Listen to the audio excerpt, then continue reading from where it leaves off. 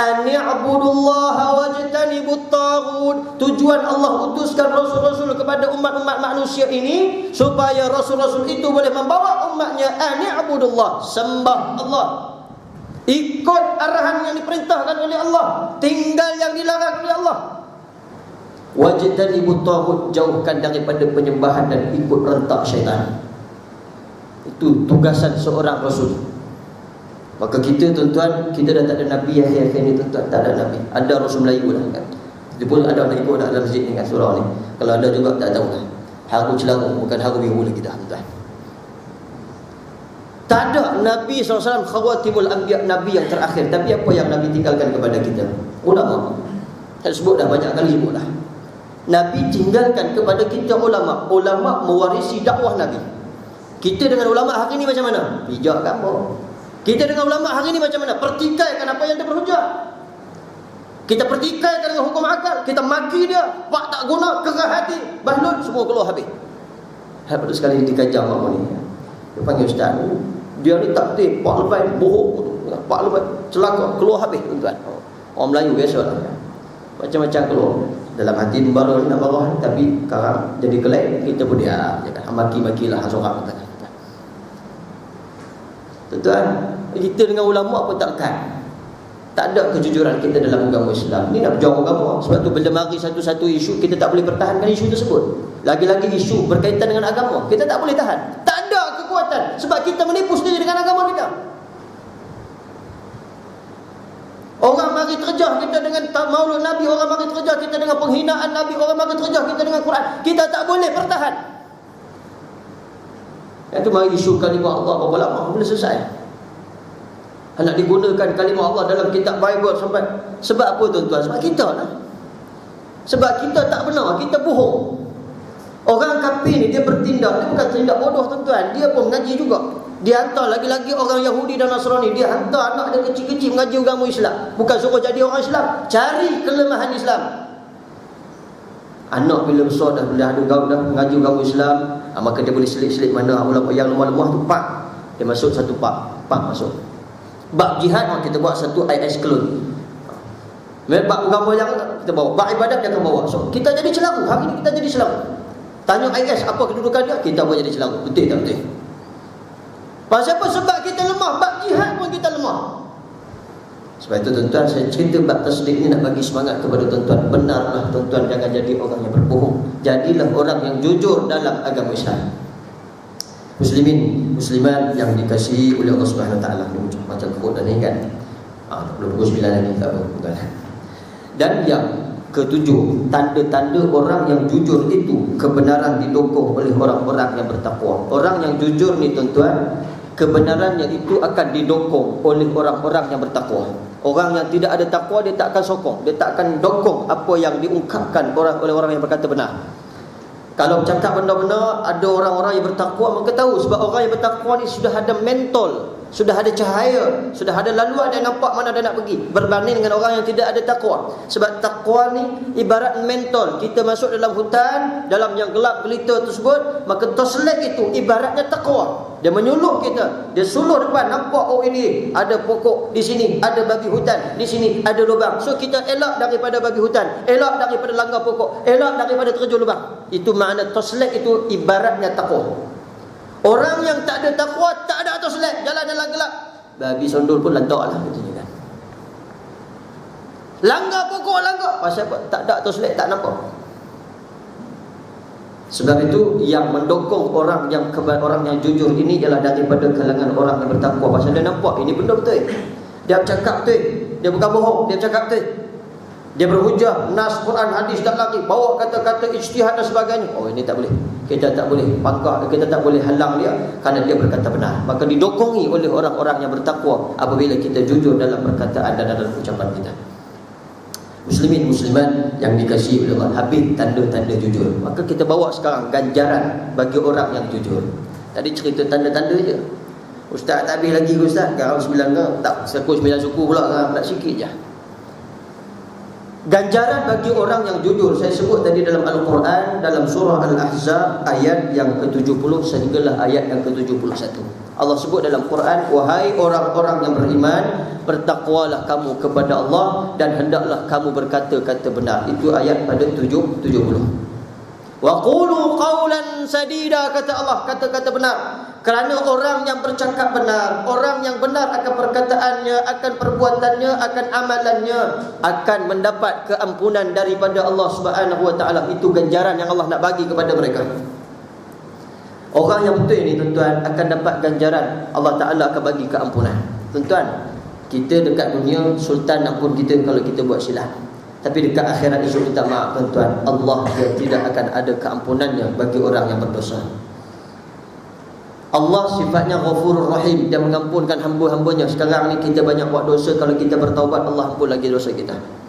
Tapi kalau kita tak bertaubat, tidak berbalik dalam keadaan kita redha, tidak mengharapkan keredaan daripada Allah, awas, akhirat esok Allah tak pandang dia dan dia tidak akan dapat keampunan daripada Allah. Tuan-tuan bayang, orang yang hidup 60 tahun, 50,000 kali, 50,000 rakaat salat tahajud dia tak pernah tinggal. Akhirat esok dia menyesal, kenapa aku tak tambah lagi 50. Orang yang bangun tengah malam, solatnya 50,000 rakaat tahajud sepanjang hidup dia sampai 60 tahun, menyesal. Bayangkan kita yang bangkit tengah malam pun tidak ni, tuan-tuan. Orang yang buat ibadat itu pun rasa menyesal. Kita ni yang kurang ibadat kita, yang lemah ibadat kita, lagi-lagi kita menyesal. Pada waktu itu kita sangat-sangat mengharapkan keampunan daripada Allah, agar Allah ampunkan kita, agar kita selamat daripada siksaan api neraka. Maka Allah sebut orang yang jujur dalam agama, jujur dalam perkataan, jujur dalam tindakan, jujur dalam amalan, akan dapat keampunan daripada Allah Subhanahu wa taala. Itu yang pertama. Yang kedua, ganjaran bagi orang yang jujur ini selalu ditemani oleh orang-orang yang beriman dan juga bertakwa kepada Allah. Temannya, kawannya itu daripada kalangan orang yang beriman dan bertakwa. Saya sebut dah tadi kan, tanda-tanda orang yang jujur ni akan didokong bila dia bercakap, orang yang bertakwa akan dokong dengan dia. So orang yang bertakwa ni dia nampak dia ada ilmu, maka kawan-kawan di sekelilingnya bukan orang cerai-cerai. Kita sekarang ni kawan kita keliling ni datuk datin, pasal apa? Pasal nak buat duit ya.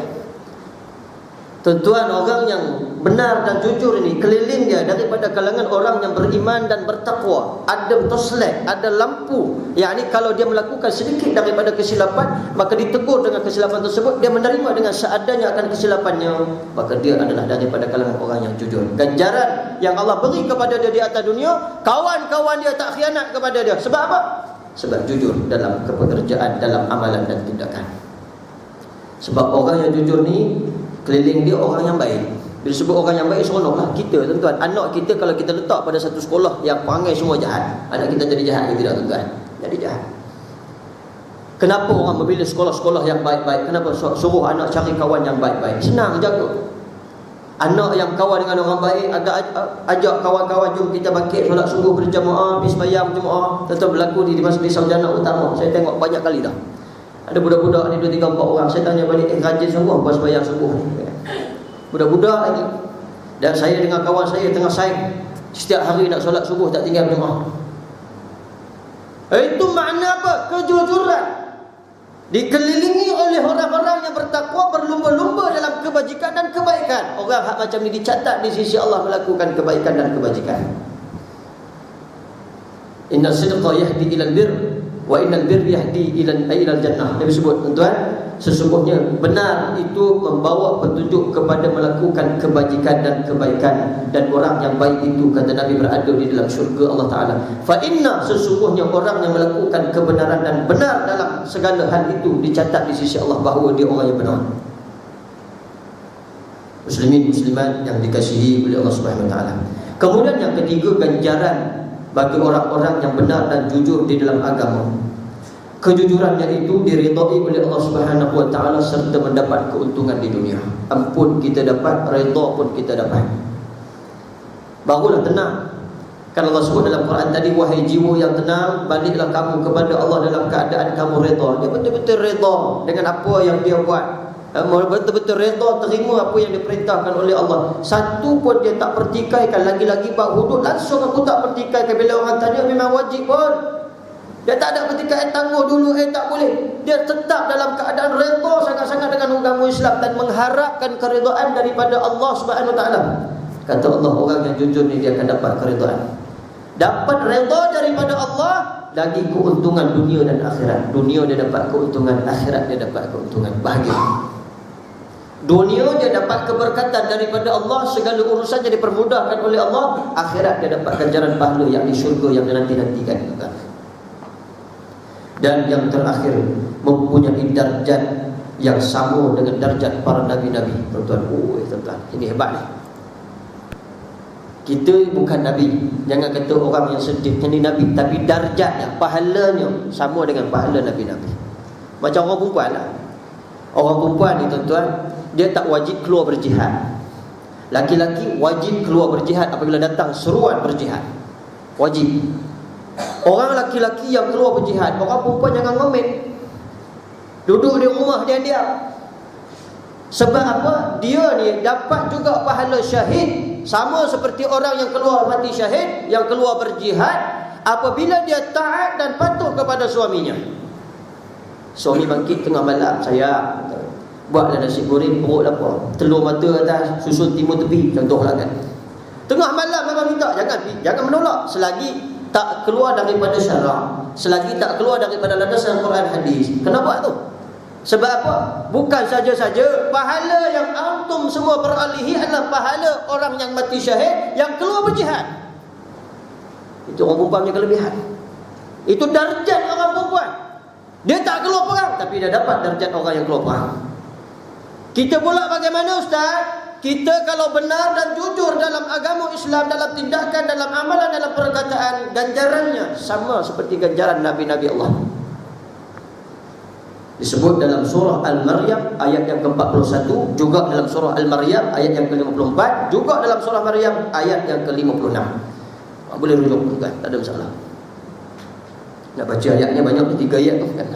Kan Ustaz, jam jalan, masa berjalan, ini habis kan.